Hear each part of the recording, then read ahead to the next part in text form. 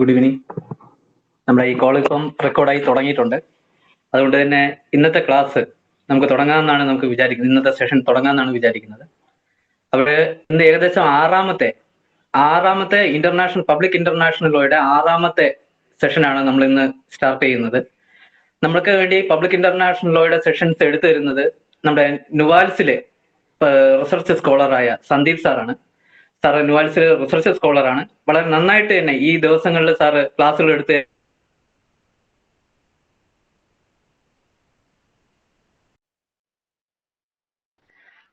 സാറിനെ ഈ സെഷനിലേക്ക് സ്വാഗതം ചെയ്യുന്നു. അതോടൊപ്പം നിങ്ങൾ ഓരോരുത്തരും ഈ സെഷനിലേക്ക് സ്വാഗതം ചെയ്യുകയാണ്. അതിനു മുമ്പായിട്ട് കഴിഞ്ഞ ക്ലാസ്സിൽ നമ്മൾ ഡിസ്കസ് ചെയ്ത കാര്യങ്ങൾ നമ്മുടെ സുഹൃത്തായ കാവേരി നമുക്ക് വേണ്ടി ഒരു ക്ലാസ് റിവ്യൂവിൽ വഴി നമുക്ക് വേണ്ടി അവതരിപ്പിക്കുന്നതാണ്. ക്ലാസ് റിവ്യൂവിന് വേണ്ടി കാവേരിയെ ക്ഷണിക്കുകയാണ്.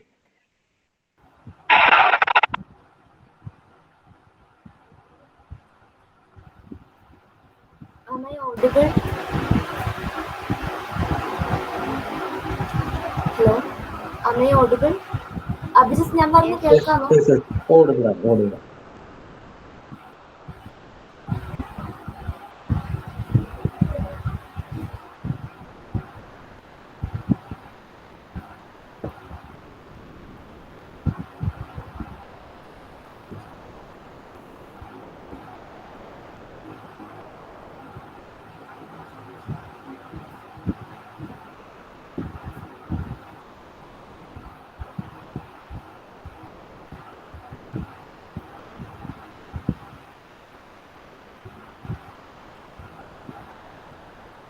സ്ലൈഡ്സ് കാണുന്നുണ്ടോ?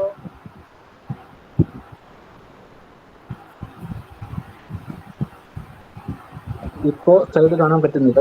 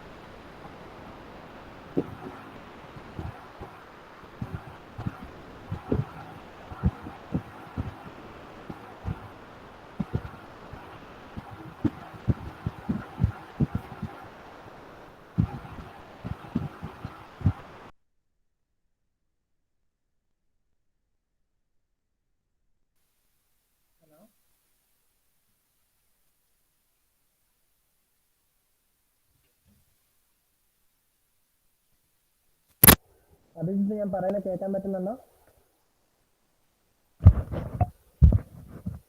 സർ, അത്ര ക്ലിയർ അല്ല സർ.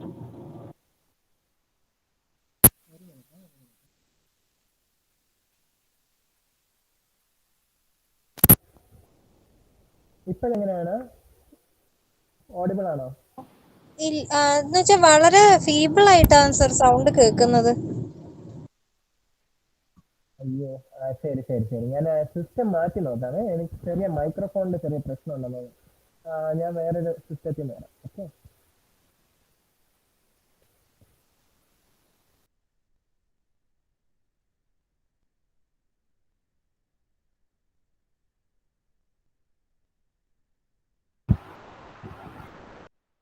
ഹലോ, സ്ലൈഡ് ഇല്ലാതെ പ്രസന്റ് ചെയ്യാം. അത് ഷെയർ ആവുന്നില്ല.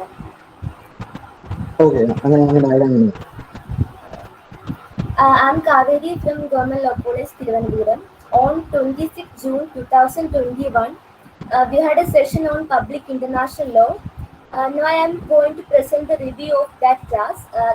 The topic was modern source of international law, mainly treaty as the modern source of international law. Treaties are agreements of contractual character between states or organization of states, creating legal rights and duties. According to Article 2 of Vienna Convention on the Law of Treaties, 1969, treaty is an agreement whereby two or more states establish relationship between them governed by international law.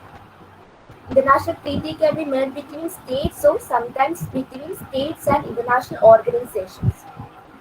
Treaties sometimes called conventions, agreements, exchange of notes or properties. There are two types of international conventions or treaties. The first one is bilateral treaties, and the second one is multilateral treaties or lawmaking treaties. Multilateral treaties or lawmaking treaties are treaties between three or more states. Bilateral treaties are treaties between two state entities. Under international law, lawmaking treaties are considered to be the most important source of law. Then coming to the Vienna Convention on the Law of Treaties. The Vienna Convention on Law of Treaties is an international agreement regulating treaties between states, known as the Treaty on Treaties. It establishes comprehensive rules, procedure, and guidelines for how treaties are defined, drafted, amended, interpreted, and generally operated. The convention was adopted on 23rd May 1969. The convention applies only to the treaties that came after it was made and to those concluded between states and does not govern agreements between states and international organizations or between international organizations themselves. Agreements between states and international organizations or between international organizations themselves are governed by the 1986 Vienna Convention on the Law of Treaties. The difference should be noted. Then coming to the general principles of international law. The first one is pacta sunt servanda.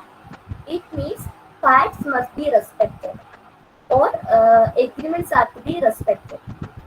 It is the basis of the bonding force of international treaties. This principle means that the states are bound to fulfill in good faith the obligations assumed by them under agreements. International Court of Justice described it as a time-honored basic principle. Article 26 of Vienna Convention on Law of Treaties 1969 provides that every treaty in force is binding upon the parties and it must be performed by them in good faith. The second principle is pacta tertis nec nonsens nec clausel. This Latin usage means a treaty binds the parties and only the parties. It does not create obligation for third states without their consent. Thus, it states that the binding power of a treaty is limited only to the consenting party.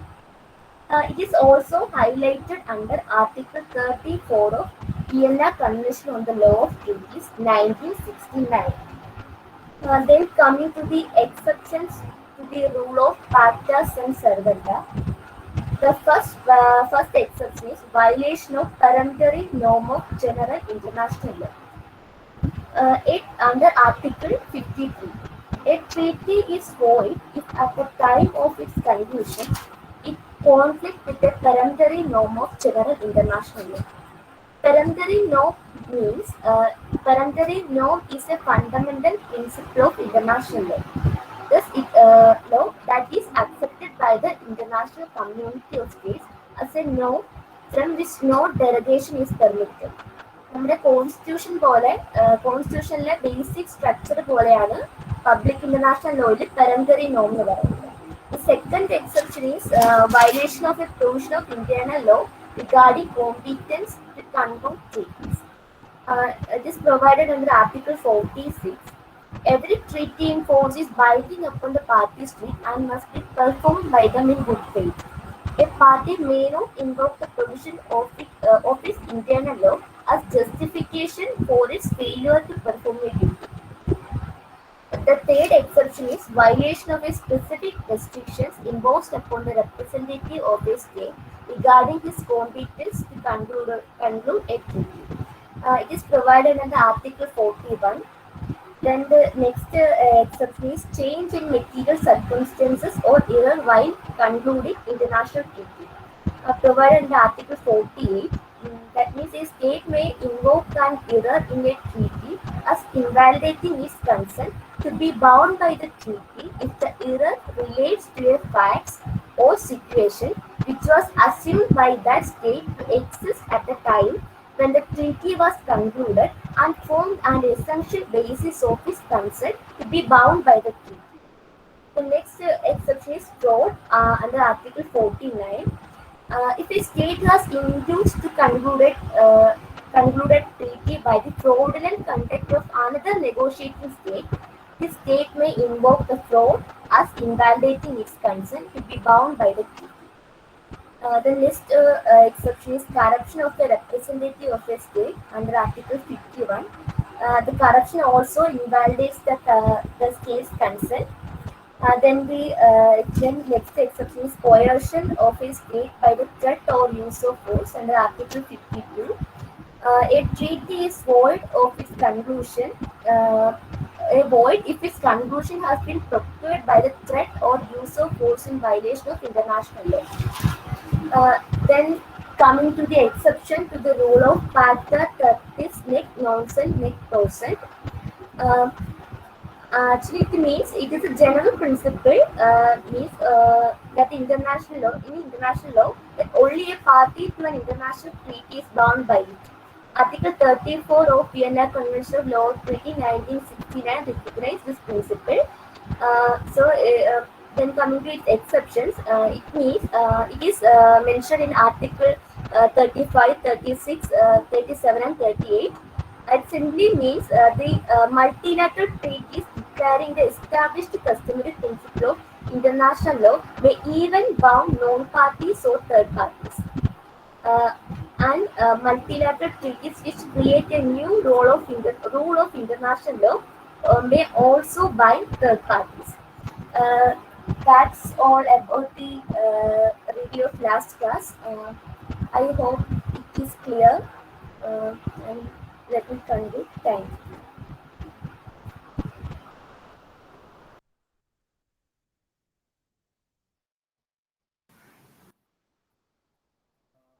Hello. Thank you, Gayatri.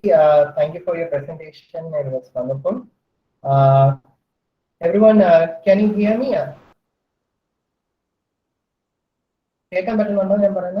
Hello. Yes, sir. Yes, sir. Okay, fine. നമുക്ക് start ചെയ്യാം. Thank you so much for the presentation. ഞാൻ ഇതിന്റെ slide ഞാനിപ്പോൾ എടുക്കുകയാണ്. So in the last class we have looked into I believe let me check what we have looked into. 1 minute. Let me share it first.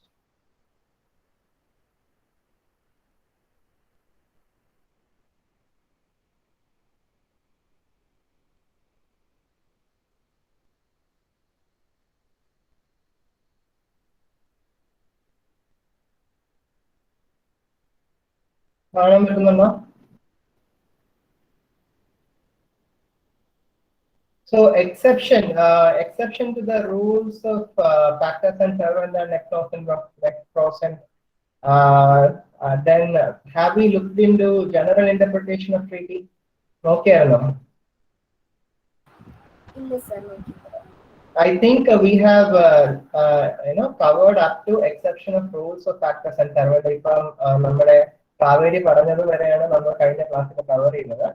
So next thing is we are going into interpretation of treaties. Okay, how you should interpret a treaty. As I have mentioned in our previous classes, treaty is like it's a source of law. It's one of the sources of law recognized by the ICJ statute under Article 38, Clause 1. Okay, you have to interpret the sources. Okay, there are sources of law within municipal law. Okay, municipal law and each of those municipal laws, so the sources of municipal law has to be interpreted. And you might have learned in your first year LLB about rules of interpretation. Literal rule of interpretation, golden rule of interpretation, mischief rule of interpretation. Just like that, those rules also has to be applied to the sources of international law, especially when it comes to interpretation of treaty. Okay, so basically how to interpret the sources of international law, especially the international treaties, are given under Vienna Convention on Law Treaty 1969. Okay. Please remember there are two Vienna Convention of Law Treaty.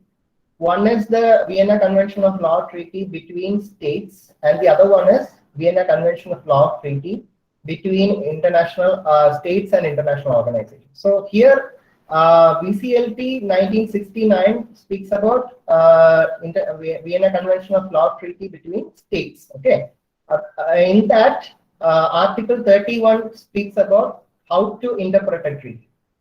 Okay, and let me switch on the PowerPoint presentation first. So, can you see?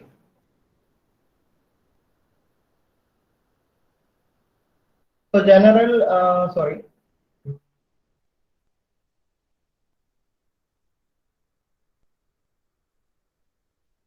Let me go on to the relevant slide. 1 minute.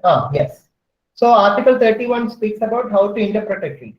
So, there are within Article 31. Within Article 31, Sir, we can't see the presentation. Oh, okay, fine. Okay,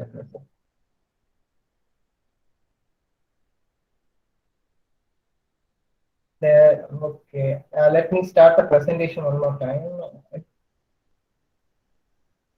From my side, it's showing that the slide is presenting. 1 minute.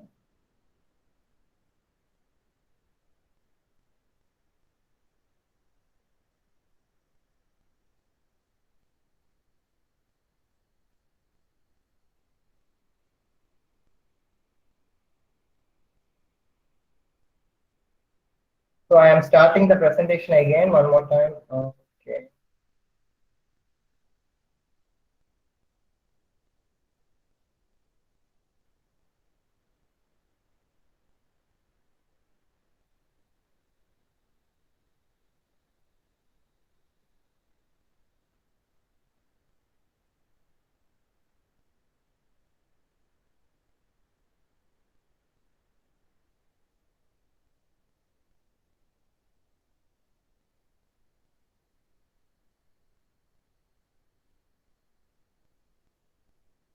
Can you see it now?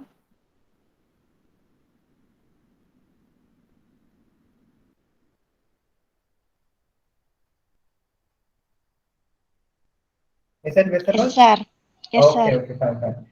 I think whenever I switch on to the presentation mode, the presentation automatically goes off. So I believe it is visible. What is written in the slide is visible to all. I hope. Is it? Is it visible Yes, to sir. everyone? Yes, sir. Yes, sir. Fine.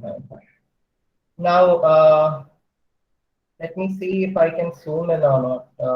No, I think that will be the maximum. Fine. Let me continue. Okay. So the first one is 1 minute.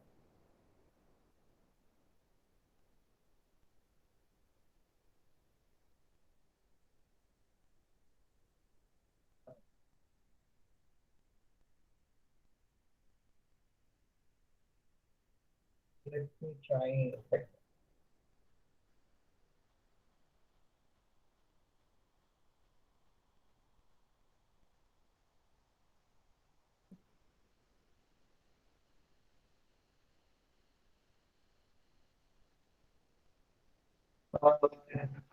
Okay, 1 minute, everyone. 1 minute.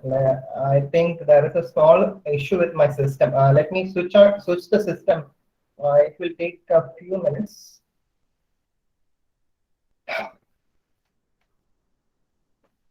There is a small technical issue, I believe. 1 minute.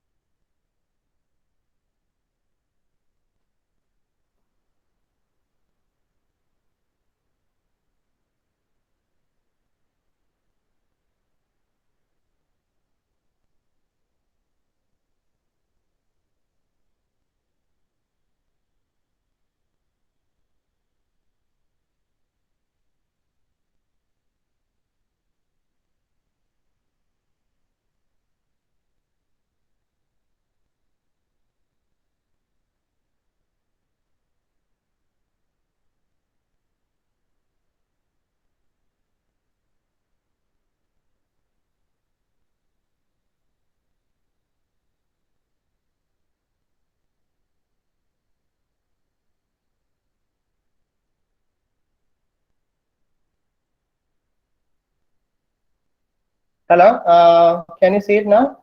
How about now? No, sir.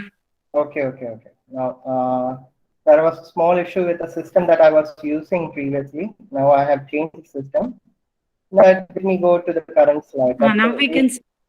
Okay, fine.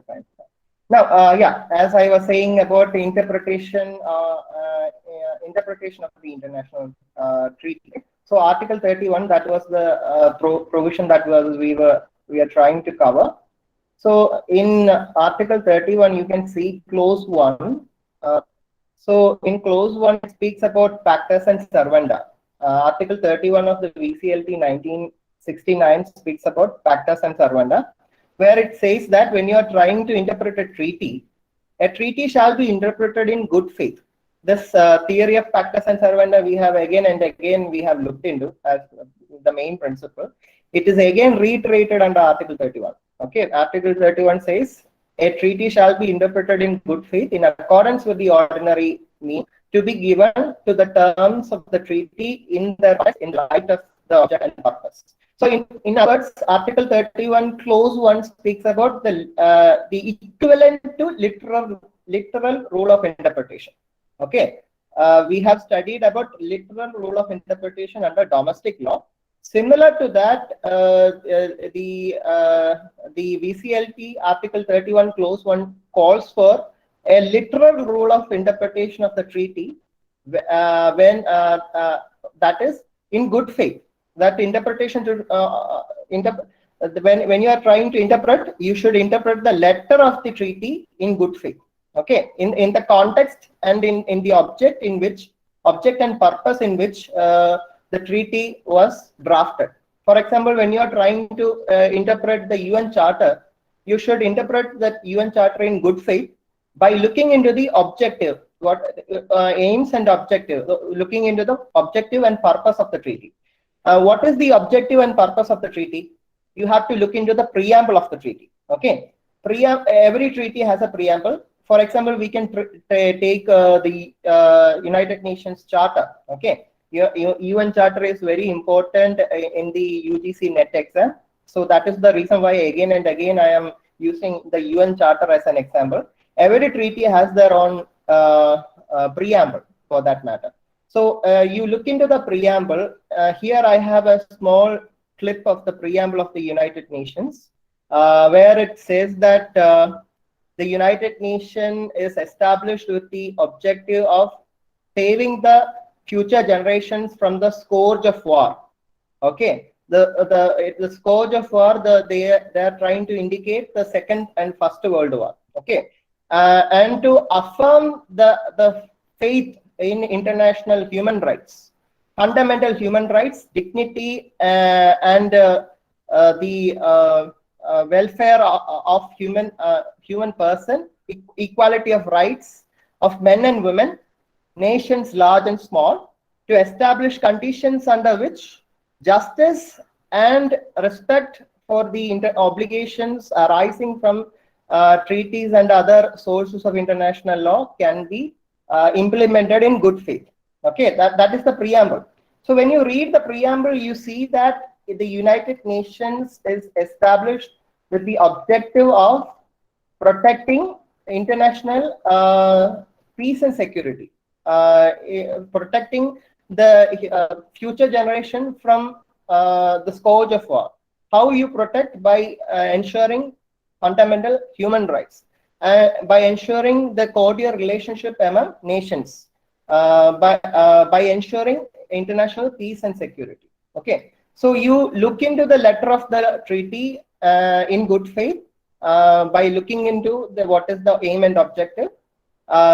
Just like the statutes that are enacted in municipal law, each statute has a preamble. You look into the preamble to understand what is the scope of the statute. Similarly, international treaty also has the preamble. You look into the aims and objectives. You implemented the treaty in good faith. That is Article 31 clause 1. Okay, now going into Article 31 clause 2.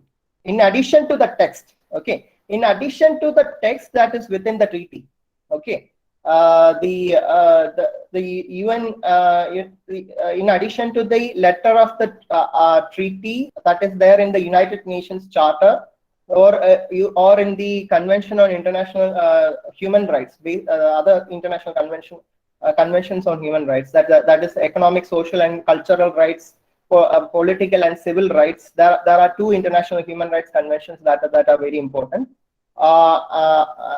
When you are looking into the text, in addition to the text, you can also look into certain external sources. Okay, so in addition to the text, any agreement relating to the treaty. Okay, any agreement that is relating to the treaty. That is any agreement that parties to the treaty have made prior to the drafting of the treaty. Again, you take the United Nations as an example. Okay, the United Nations, prior to the establishment of the United Nations in 1948, there were a series of international agreements that were signed between the founding member states of the United Nations. Okay, so for example, here I have in the slide, I believe it is because of the prompt I have used, it may not be visible, but here I have given an example. The example declaration of St. James Palace. Okay, so I have created a hyperlink over here. So the declaration of St. James Palace, it is a declaration that was made in United Kingdom. Okay, that was made in United Kingdom in 1940, 41, 42, and in that year, at the St. James Palace, that was one of the palaces that was there in United Kingdom. All the government in exile that were exiled by the Nazi Germany during the Second World War, they came together. Those governments include the government of France in exile, the government of Belgium in exile, the government of New Zealand, South Africa, Canada, and the government of United Kingdom. All of them came together and they decided to create an organization, create a union of nations for protecting the future generation from another Second World War. Okay, they during this time, that is during the 1940s, the Second World War was coming to an end. And this was the first agreement that was made between the founding member states of the United Nations that will be established in 1948. This was the first agreement in a series of agreements that was made by the founding member states of the United Nations. And in order to interpret the letters of the UN Charter, you can also look into the letters of the Declaration of St. James Palace. Okay, that is available in the internet. Okay, that I have given a hyperlink over here. If you select this hyperlink, you will be going into the Declaration of St. James Palace. After the Declaration of St. James Palace, there was the Declaration of Atlantic Treaty.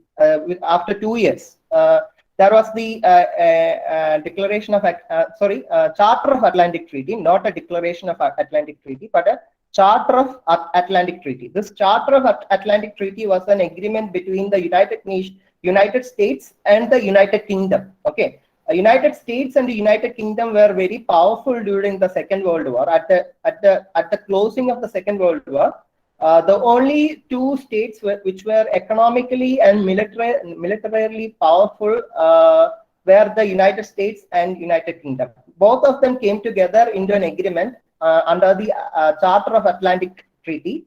And in that treaty, again, they agreed, they came to a consensus that an international organization is needed to establish a world order after the end of Second World War.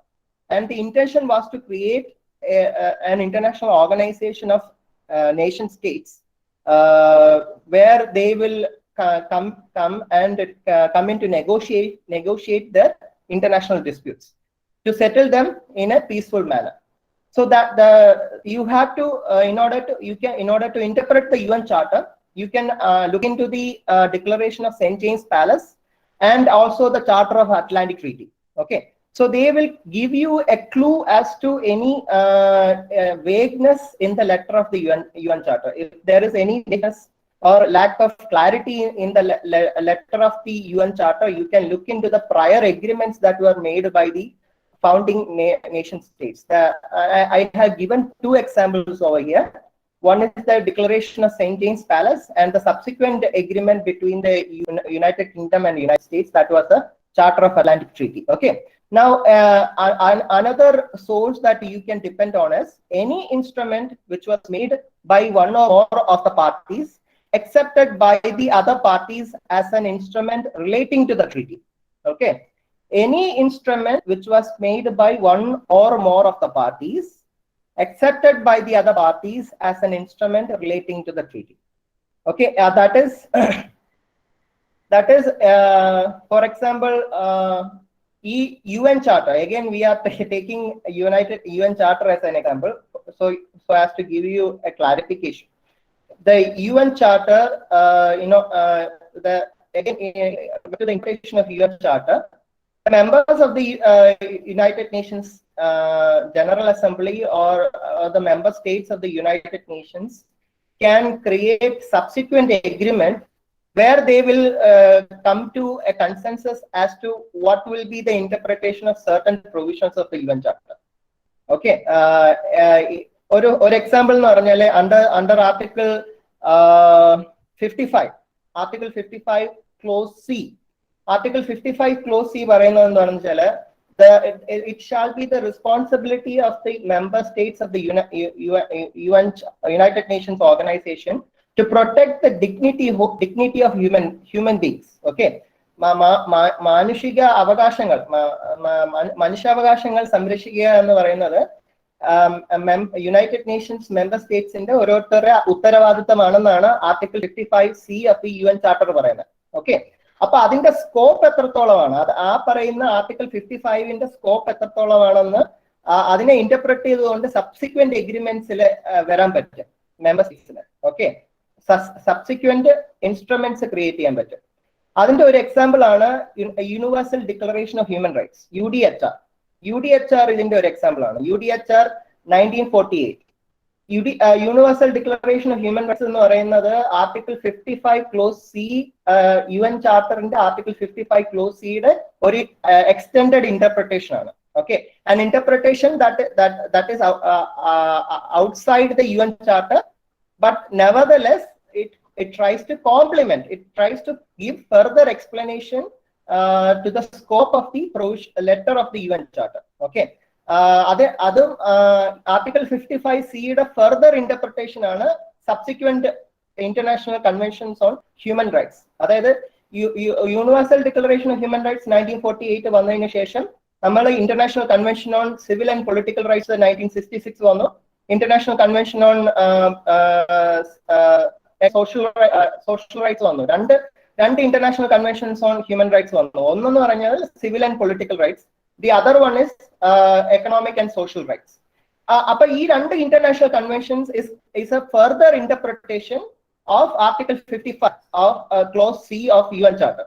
ഈ article 55 close സിയിലെ വേർഡിംഗില്, അതായത് with regard to human obligation of the members of the UN Charter to protect human rights, എന്തെങ്കിലും ഒരു confusion നിങ്ങൾക്ക് ഉണ്ടെങ്കിൽ, article 55C കുറിച്ച് നിങ്ങൾക്ക് എന്തെങ്കിലും കൺഫ്യൂഷൻ ഉണ്ടെങ്കിൽ you can go into UDHR 1948.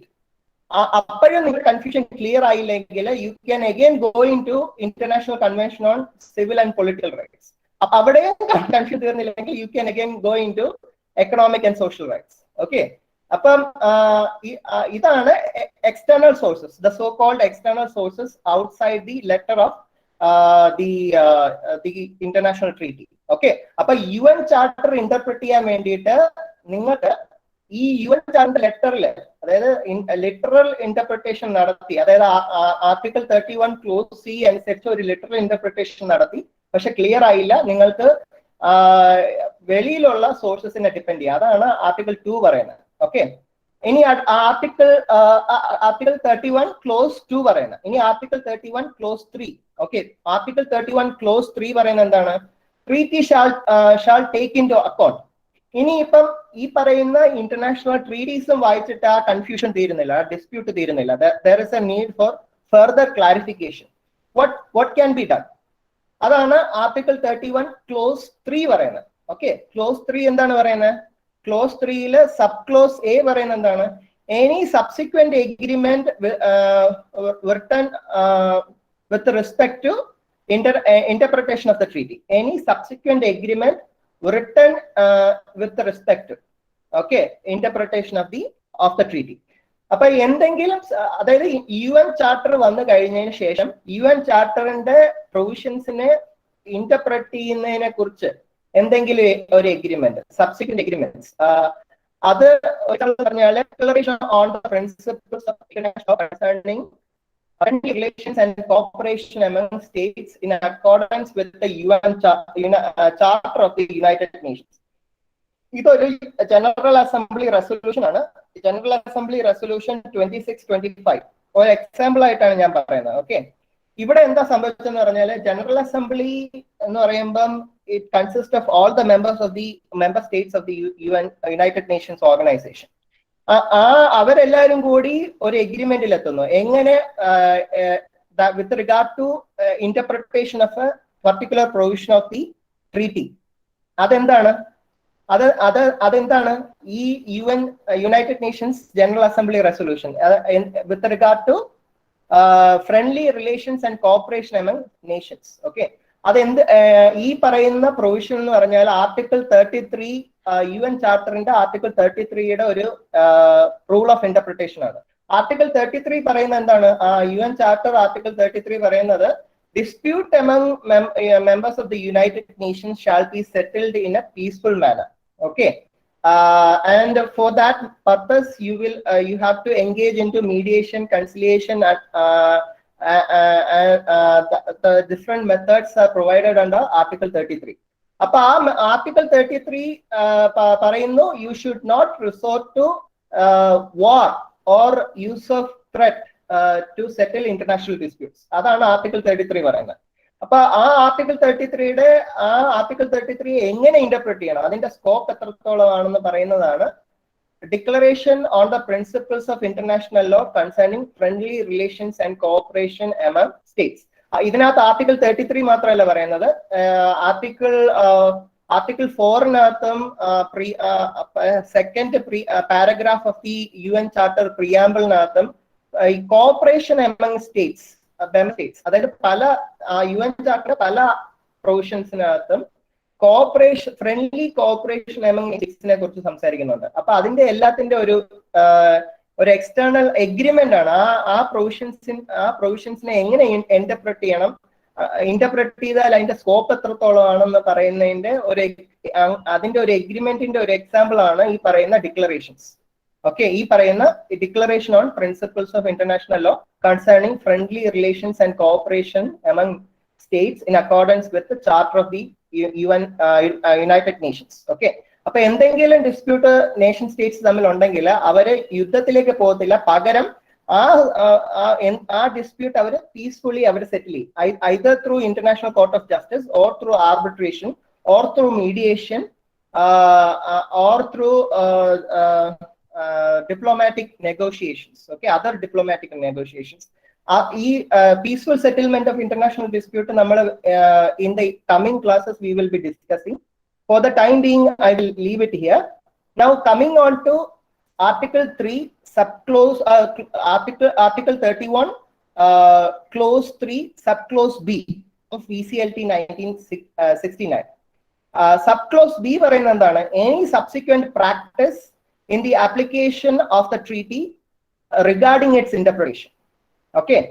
Any practice, any customary practice, any subsequent practice. ഈ subsequent practice എന്ന് ഉദ്ദേശിക്കുന്നത് എന്തെങ്കിലും കസ്റ്റമറി പ്രാക്ടീസ് ഉണ്ടോ with regard to interpretation of a treaty, whether that customary practice, international customary practice among nation states when it comes to interpreting a treaty. അതിന്റെ ഒരു example ആണ് doctrine of persistent objection.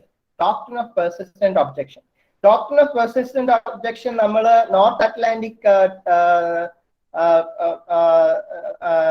Anglo fisheries case എന്ന് പറയുന്ന ഒരു കേസിനകത്ത് നമ്മൾ previous ക്ലാസ്സിൽ നമ്മൾ discuss ചെയ്തായിരുന്നു. അതെന്ന് പറഞ്ഞാൽ it was A case between UK and Norway, Norwegian fisheries case. Okay, Norwegian fisheries case ICJ വന്ന നോർവീജിയൻ ഫിഷറീസ് കേസിൽ നമ്മൾ ഡോക്ട്രിൻ ഓഫ് പെർസിസ്റ്റന്റ് ഒബ്ജക്ഷൻ എന്ന് പറയുന്ന പ്രിൻസിപ്പിൾ നമ്മൾ ഡിസ്കസ് ചെയ്തായിരുന്നു. ഈ ഡോക്ട്രിൻ ഓഫ് പെർസിസ്റ്റന്റ് ഒബ്ജക്ഷനിൽ എന്താ സംഭവിക്കുന്നത് പറഞ്ഞാൽ, ഒരു ട്രീറ്റി അല്ലെങ്കിൽ ഒരു ഇന്റർനാഷണൽ കസ്റ്റമറി പ്രാക്ടീസ് എമർജ് ചെയ്യാണ്. ഒരു പുതിയ ഇന്റർനാഷണൽ കസ്റ്റമറി പ്രാക്ടീസോ അല്ലെങ്കിൽ പുതിയ ഒരു ഇന്റർനാഷണൽ ട്രീറ്റിയോ നിലവിൽ വന്നു.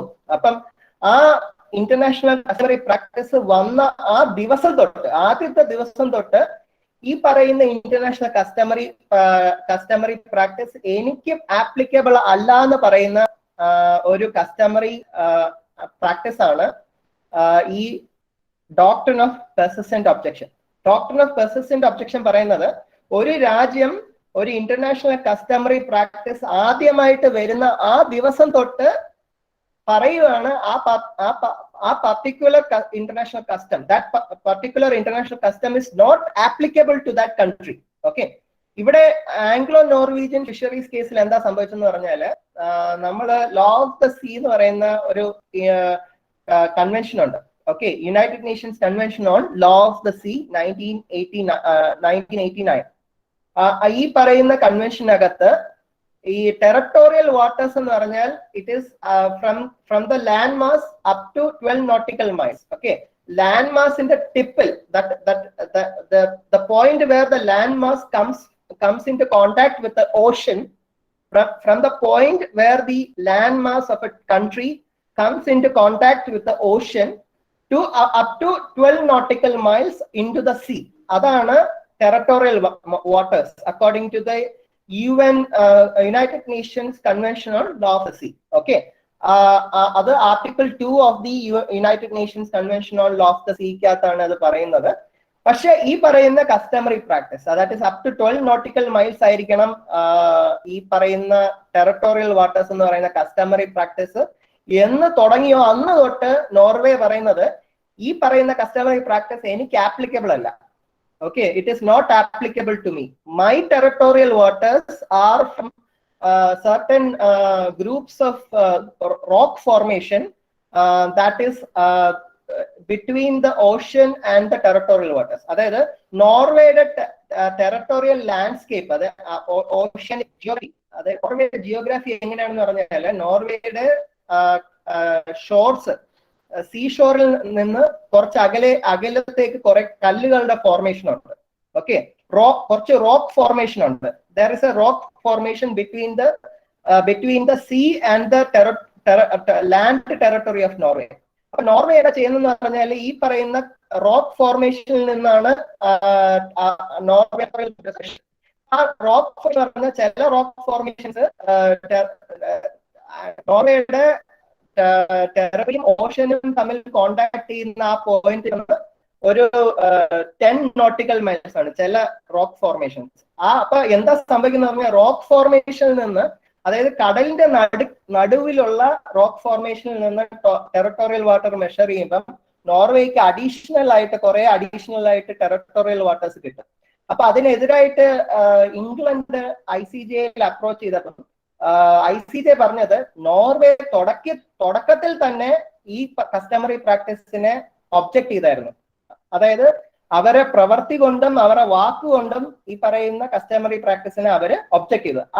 ആ പ്രവൃത്തിയും ആ ഉപയോഗിക്കുന്ന വാക്കും, it is a customary practice of interpretation of a particular source of law.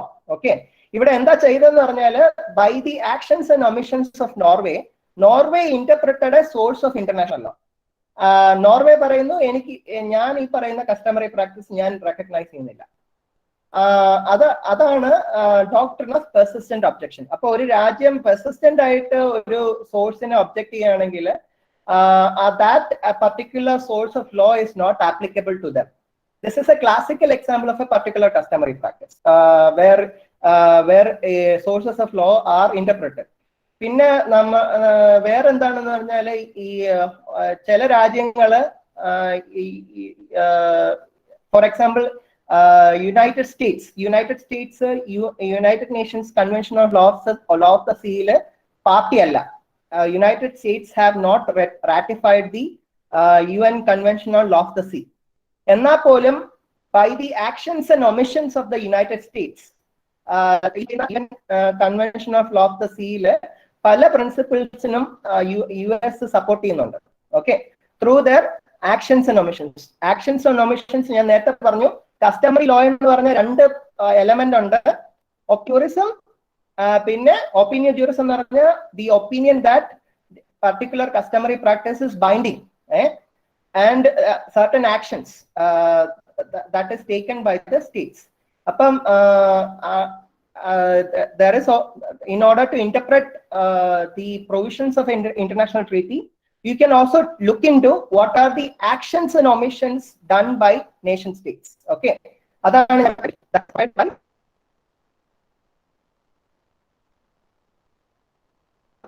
Clause 3, clause B. Okay, now I'm going to Article 31, clause 3, subclause C. Any relevant rules of international law applicable in relation between the parties. Okay, any relevant rules of international law applicable in relation between the parties. For example, ഞാൻ പറയുന്നത് എന്താണെന്ന് വെച്ചാൽ, in other words, ഈ ഒരു രാജ്യങ്ങള് ഒരു international treaty ആയിട്ട് അംഗങ്ങളാവുകയാണെങ്കിൽ, ഒരു ഇന്റർനാഷണൽ ട്രീറ്റിയിലെ അംഗങ്ങളാവുമ്പം ഈ പറയുന്ന രാജ്യങ്ങൾ വേറെ ഏതെങ്കിലും ഇന്റർനാഷണൽ ട്രീറ്റിയിൽ ഏർപ്പെട്ടിട്ടുണ്ടെങ്കിൽ ആ ട്രീറ്റിയും നമ്മൾ നോക്കേണ്ടതുണ്ട്. Okay, in other words, Article 31, clause 3, subclause 3, C പറയുന്നത്, if a country has entered into any other treaty, that when it is whenever a member of the United Nations organization is entering into any treaty, any international treaty, they have to abide, they should not violate any principles of the UN Charter. Okay, അവര് ഏത് international ട്രീറ്റിയിൽ ratify ചെയ്താലും ആ international treaty must not violate the UN Charter. An example would be the European Convention on Human Rights. Okay, there is a international treaty that was signed by the members of the European Union, that is the European Convention on Human Rights 1950. And the interpretation of European Convention on Human Rights is done through the Universal Declaration of Human Rights 1948. In other words, European Convention on Human Rights എന്തെങ്കിലും confusions ഉണ്ടെങ്കിൽ the parties can refer the Universal Declaration of Human Rights. Okay, because when the members of the European Union ratified the European Convention on Human Rights 1950, അതിന് മുമ്പ്, വർഷങ്ങൾക്ക് മുമ്പ്, അതായത് വർഷങ്ങൾക്ക് മുമ്പ് എന്ന് പറഞ്ഞാൽ 3 വർഷം മുമ്പ്, ഈ പറയുന്ന രാജ്യങ്ങളെല്ലാം യൂണിവേഴ്സൽ ഡിക്ലറേഷൻ ഓഫ് ഹ്യൂമൻ റൈറ്റ്സിലെ പാർട്ടീസ് ആയിരുന്നു. അപ്പം ഇവരെന്താ ചെയ്തെന്ന് പറഞ്ഞാല്, ഈ പറയുന്ന international European convention on human റൈറ്റ്സിന്റെ പ്രിയാമ്പിളിന്റെ നാലാമത്തെ പാരഗ്രാഫിൽ പറയുന്നുണ്ട്, this convention on human rights, European Convention on Human Rights, should be read in accordance with the Universal Declaration of Human Rights. Appam European Convention on Human Rights and Universal Declaration of Human Rights തമ്മിൽ contradictions ഉണ്ടെങ്കിൽ, അല്ല എന്തെങ്കിലും confusion ഉണ്ടെങ്കിൽ, you have to you can use the Universal Declaration of Human Rights as a for clarification. Okay, so subsequent agreements, എന്തെങ്കിലും subsequent agreements ഏർപ്പെട്ടിട്ടുണ്ടെങ്കിൽ ആ subsequent agreements അല്ല sorry clause 3 C പറയുന്നത് എന്താണെന്ന് വെച്ചാൽ, when you have entered into an international treaty like the European Convention on Human Rights, when the European Convention of Human Rights is ambiguous, any wording of the European Convention of Human Rights is ambiguous, you can look into Universal Declaration of Human Rights 1948. Okay, so moving on. Supplementary means of interpretation of of a treaty. That is Article 32 പറയുന്നതാണ് supplementary means of interpretation of a treaty. അതെന്ന് പറഞ്ഞാല് ഈ പറയുന്ന UN Charter, for example, again I am using UN Charter. UN Charter interpret ചെയ്യാൻ വേണ്ടിയിട്ട് നമുക്ക് General Assembly resolution നോക്കാൻ പറ്റുമെന്ന് പറഞ്ഞു. We can look into subsequent international conventions, like the International Convention on Human Rights, International Conventions on Human Rights. Then state practice നമുക്ക് നോക്കാൻ പറ്റുമെന്ന് പറഞ്ഞു. Then subsequent agreements, international conventions നോക്കാൻ പറ്റുമെന്ന് പറഞ്ഞു. Other than that, ഈ പറയുന്ന supplementary means എന്താണ് ഉദ്ദേശിക്കുന്നതെന്ന് വെച്ചാൽ, what is meant by the supplementary means എന്ന് പറഞ്ഞാൽ, UN Charter ഓരോ ഇന്റർനാഷണൽ ട്രീറ്റി റാറ്റിഫൈ ചെയ്യാൻ വേണ്ടിയിട്ട് ആ ഇന്റർനാഷണൽ ട്രീറ്റിയെ പ്രിസീഡ് ചെയ്തുകൊണ്ട് ഒരു ഇന്റർനാഷണൽ കോൺഫറൻസ് ഉണ്ട്. There will be an international conference, and the in that particular international conference, there will be dialogue between the representatives of the state as to what should be included in the international treaty, what should not be included in the international treaty, why a particular provision is included into the international treaty. Angane oru dialogue, there will be dialogue between the representatives of the state who have convened in a particular conference to conclude an international treaty. Okay, appo aa conference inde proceedings ningalku nokan pattum. By if there is any ambiguity in the letter of the treaty, and the ambiguity is not clarified by subsequent agreements made by the parties or the preceding agreements made by the parties to the treaty, നിങ്ങൾക്ക് ആ particular international treaty conclude ചെയ്യാൻ വേണ്ടിയിട്ട് കൂടിയ കോൺഫറൻസിൽ, international കോൺഫറൻസിൽ നടന്ന ഡയലോഗ്സിന്റെ minutes കാണും.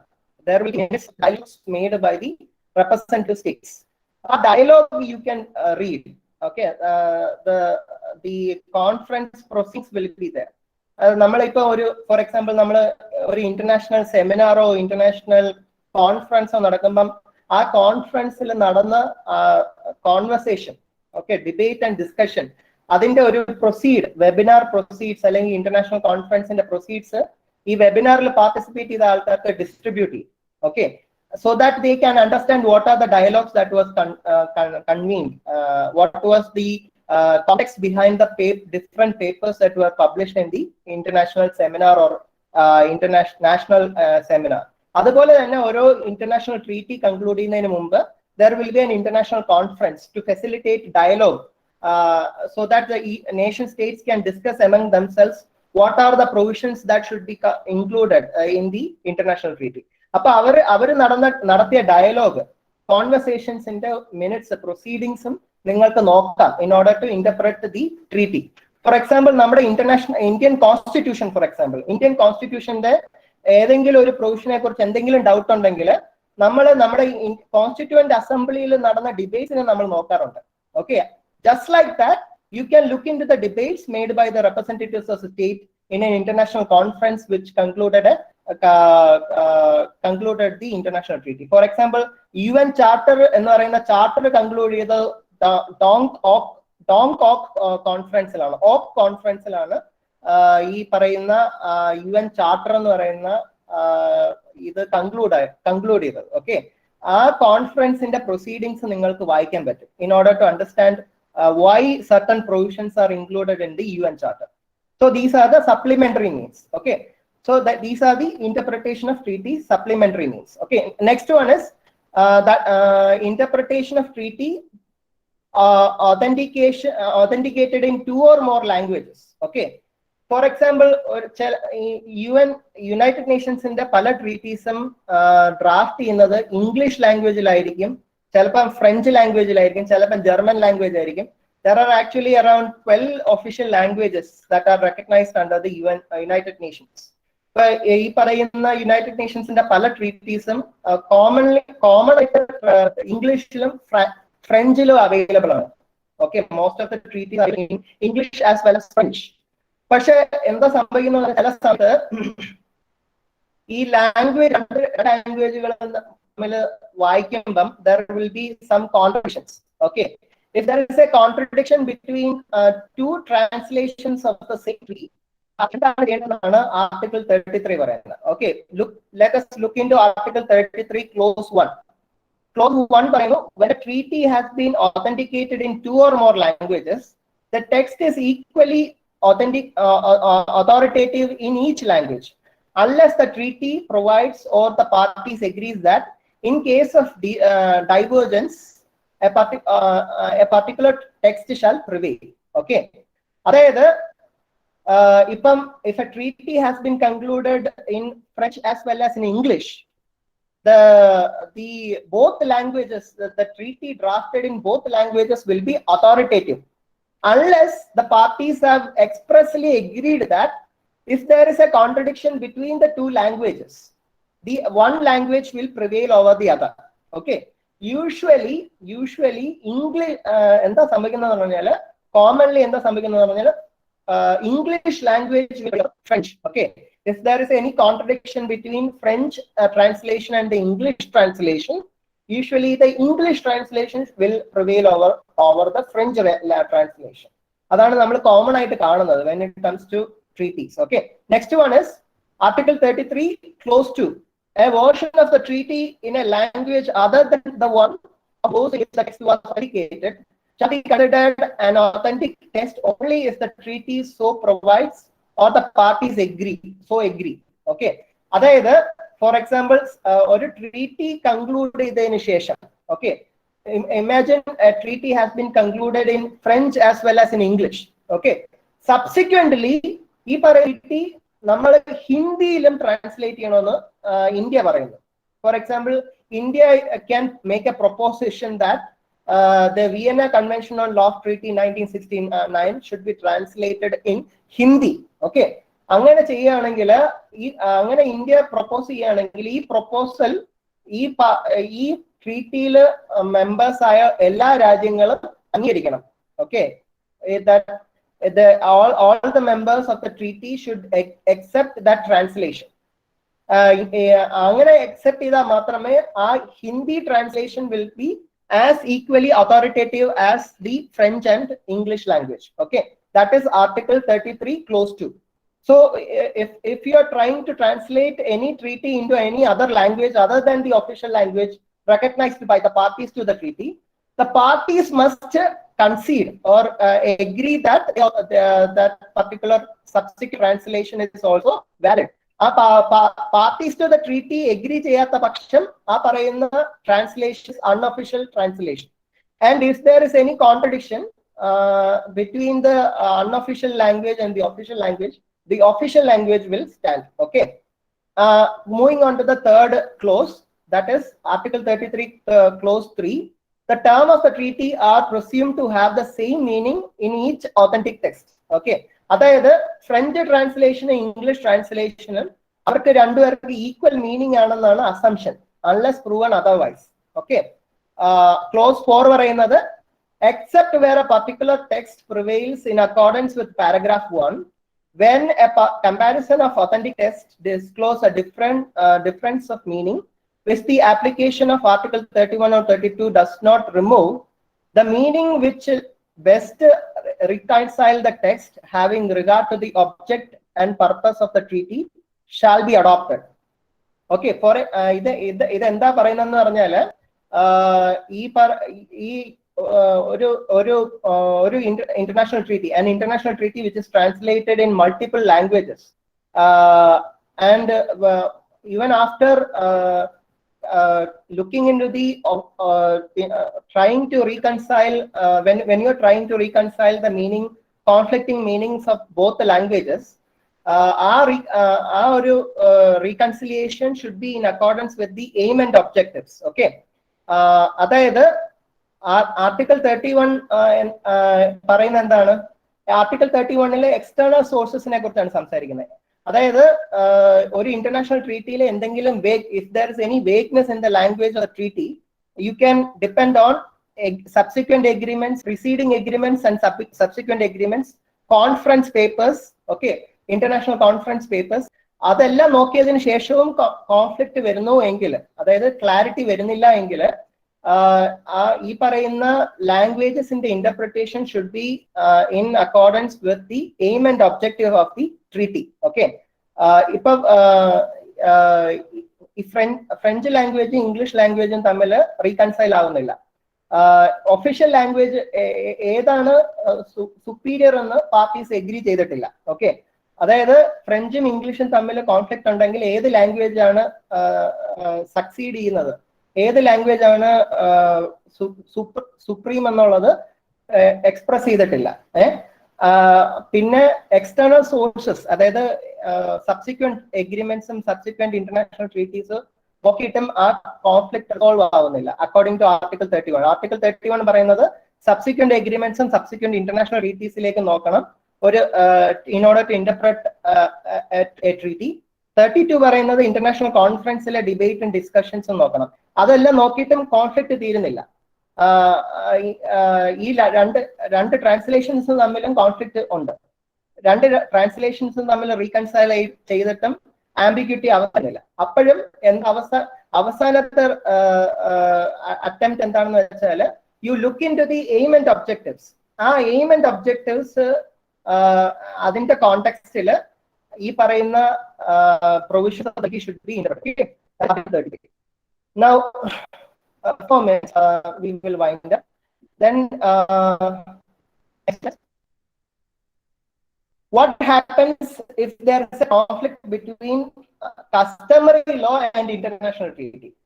International treaty and customary law in the conflict വരുവാണെങ്കിൽ നിങ്ങൾ എന്ത് ചെയ്യും? ഓക്കെ, ആരാണ് which will be supreme എന്നാണ് ചോദ്യം. ഓക്കെ, now ഇതെന്ന് പറഞ്ഞാല് it is not mentioned in the Vienna Convention of Law of Treaty, but again it is according to customary law. അപ്പൊ ഇതിനകത്ത് നമ്മൾ നോക്കേണ്ടതെന്ന് പറഞ്ഞാൽ ചില മാക്സിംസ് ഉണ്ട്. These maxims dictate which shall reign supreme. That is, these maxims are derived from the general principles recognized by civilized nations. Please remember the sources of international law. I have mentioned the general principles of civilized nations that was recognized under Article 30. General principles of civilized nations എന്ന് പറഞ്ഞാൽ എല്ലാ രാജ്യങ്ങളിലും uniform ആയിട്ട് നിലനിൽക്കുന്ന ഒരു ചില common principles of law, അതിനെയാണ് general principles പറയുന്നത്. അപ്പൊ ആ general principles of international law ആണ് നമ്മൾ ഇവിടെ നോക്കുന്നത്. Because the Vienna Convention of Law Treaty is very much absent about this. ഈ customary practice in international treaty Article 50 it's about principles like അതിനകത്ത്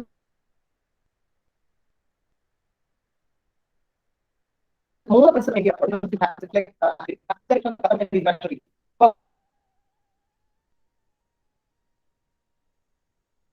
first principle general is either law supersedes the okay, let's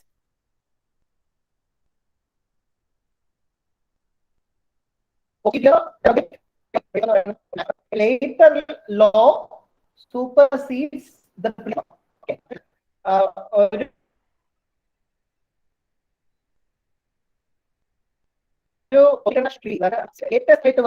International treaty is in conflict with the previous international treaty.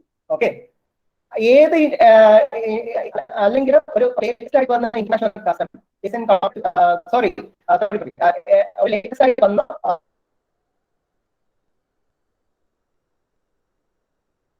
international custom it is in conflict with the prior international treaty. Okay.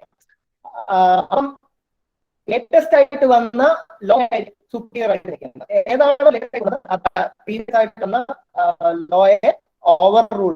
അപ്പം for example international treaty subsequent ആയിട്ട് വന്നു and that international treaty is in conflict with the international custom. Okay, international custom which is not a peremptory നോം of international law, അതാണ് നിങ്ങൾ ഓർമ്മിക്കേണ്ടത്. Okay, an international custom which is not a peremptory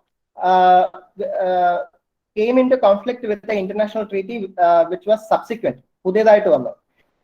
ഈ രണ്ടും തമ്മിൽ latest ആയിട്ട് വന്നതായിരിക്കും നിലനിൽക്കുന്നത്. Okay, രണ്ടാമത്തെ ജനറൽ പ്രിൻസിപ്പിൾ എന്ന് പറഞ്ഞാൽ A general law later in time may not derogate from a special law prior in time. Okay, a general law later in time may not derogate from a special law prior in time. Okay, unless posterior is not derogate priori special. A general law later in time may not derogate special. Okay, അതെന്താണെന്ന് വെച്ചാൽ ഒരു special law ഒരു special പർപ്പസിന് വേണ്ടിയിട്ട് ഒരു special law create ചെയ്തു. ആ special law is in conflict with general law that was created in the past. അപ്പൊ അങ്ങനെയാണെങ്കിൽ ഈ സ്പെഷ്യൽ ലോ ആയിരിക്കും നിലനിൽക്കുന്നത്. Okay, example universal declaration of human rights. Universal declaration of human rights 1948 നിങ്ങൾ എടുക്കുക. അത് ജനറൽ അസംബ്ലി റെസൊല്യൂഷൻ ആണ്. General assembly resolution universal declaration of human റൈറ്റ്സും ഈ പറയുന്ന international European convention on human rights, okay, European convention on human rights which came into force on 1950. Okay, ഇത് രണ്ടും തമ്മിൽ കോൺഫ്ലിക്ട് വരികയാണെങ്കിൽ European convention, okay,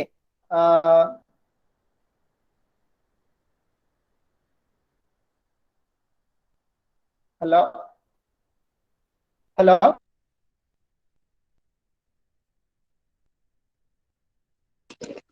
Yes, yes.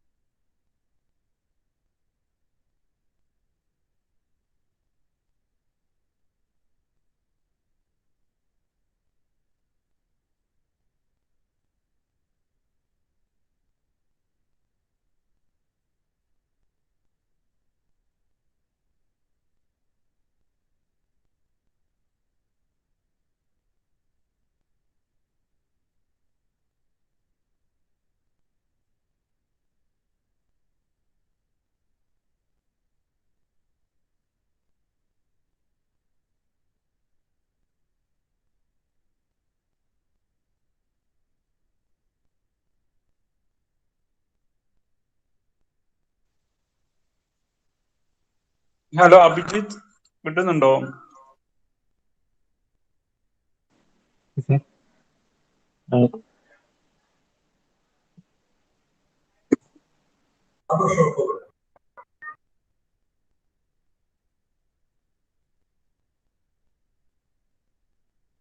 അവിടെ നല്ല ഇന്റർനെറ്റിന്റെ കുഴപ്പമുണ്ടെന്നാണ് തോന്നുന്നത്. സന്ദീപ് സാറിന് നെറ്റിന്റെ പ്രശ്നം ഉണ്ടെന്നാണ് തോന്നുന്നത്. അതെ അതെ, അങ്ങനെയാണെങ്കിൽ ഇന്ന് വൈൻഡ് അപ്പ് ചെയ്യാം അഭിജിത്തെ. സാർ അങ്ങനെയാണെങ്കിൽ ഇന്ന് വൈൻഡ് അപ്പ് ചെയ്യാം. കാരണം അവസാനത്തെ ഒരു 10 minutes ഒരു ക്ലാരിറ്റി കുറവുണ്ടായിരുന്നു. ഹലോ കേൾക്കാമോ? ഹലോ സന്ദീപ് സഫിയാണ്. ലാസ്റ്റ് 10 minutes ഒരു ക്ലാരിറ്റി കുറവുണ്ടായിരുന്നു. ഐ തിങ്ക് ഈ ഇന്റർനെറ്റിന്റെ പ്രശ്നമായിരിക്കും. അപ്പൊ അങ്ങനെയാണെങ്കിൽ നമുക്ക് വൈൻഡ് അപ്പ് ചെയ്യാം ഇന്നത്തെ സെക്ഷൻ. Okay sir. എനിക്ക് ചെറിയ ഇപ്പൊ ക്ലിയർ ആണോ? ഞാൻ പറയുന്നത് ക്ലിയർ ആണോ? ചെറുതായിട്ട് ഇപ്പൊ ക്ലിയർ ആണ്.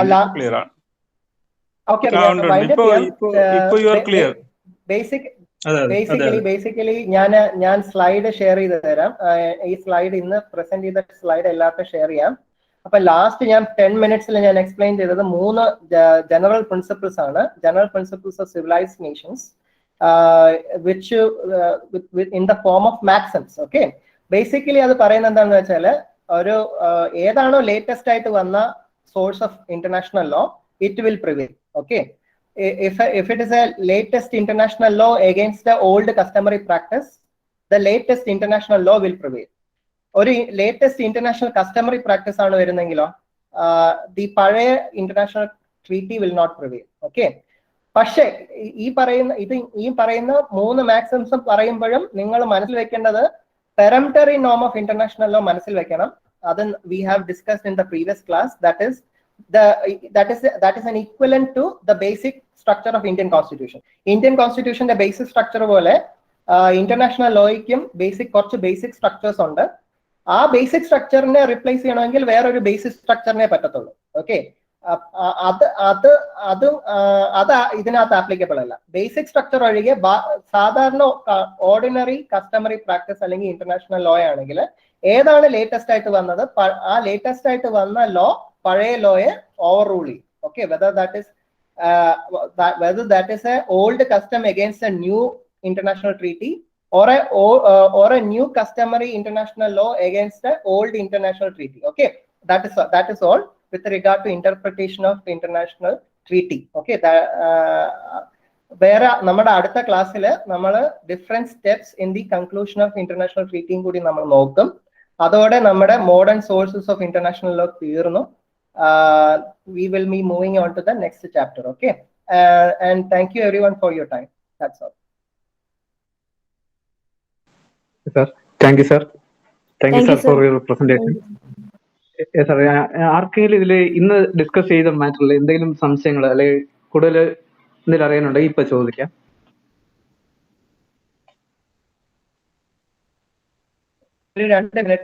ഓക്കെ, ഇനിയുള്ള ക്ലാസ്സുകളിലായാലും